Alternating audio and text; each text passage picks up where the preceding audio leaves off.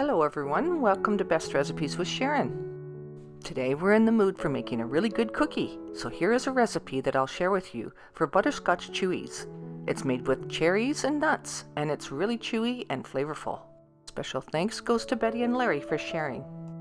This recipe is definitely a keeper, and so get ready, you'll want to add this one to your recipe collection. And before we get started with today's video, check out my new cookbook. It's available on Amazon, and the link is provided in the description below this video. And thanks so much in advance for your support of my channel.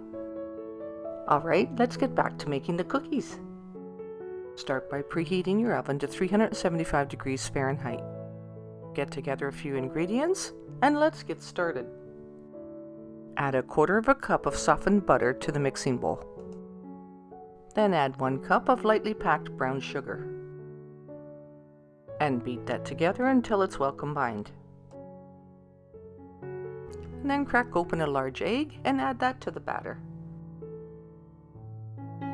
And once again mix that in until it's well combined. Add about 1/8 teaspoon of salt.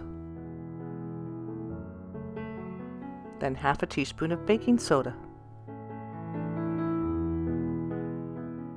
Now then 1/4 teaspoon of vanilla.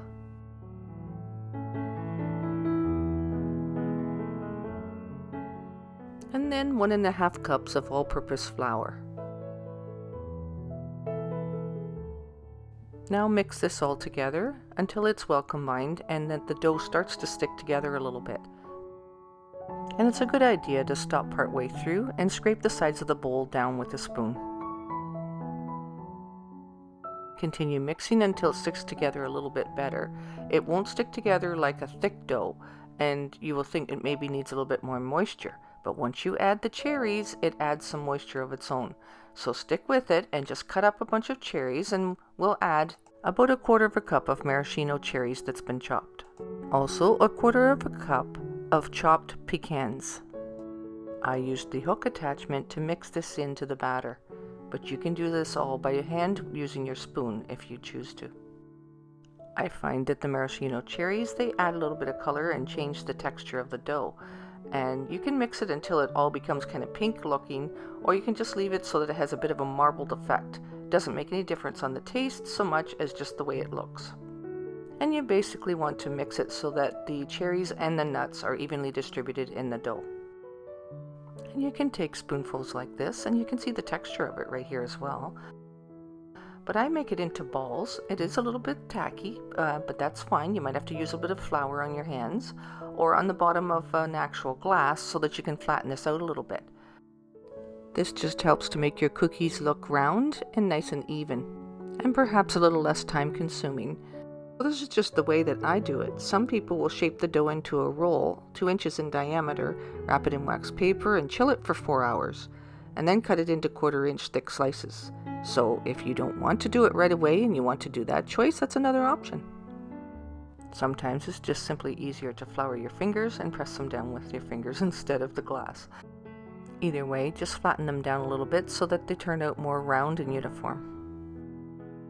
Place them in your preheated oven on the middle rack and set your timer for about 7 minutes. Which really isn't all that long for cookies. They should look like this, nice and lightly tanned on the top, and underneath they'll be lightly browned. In my oven at 375 degrees, it took a good 7 minutes, so about 7.5 minutes is my guess, so that you can keep them nice and chewy. And these will have a nice rich butterscotch flavor, and then you'll have the cherries that gives a little sweetness, and the nuts of course with a little crunch. And I'll bet you can't stop at just one. So what do you think? Looks pretty good, eh? And yes, I'm Canadian. I said eh. Anyway, here's another great recipe that I'm sharing with you, and I really hope that you enjoy it. And thanks so much for watching today's episode. And until next time, happy eating.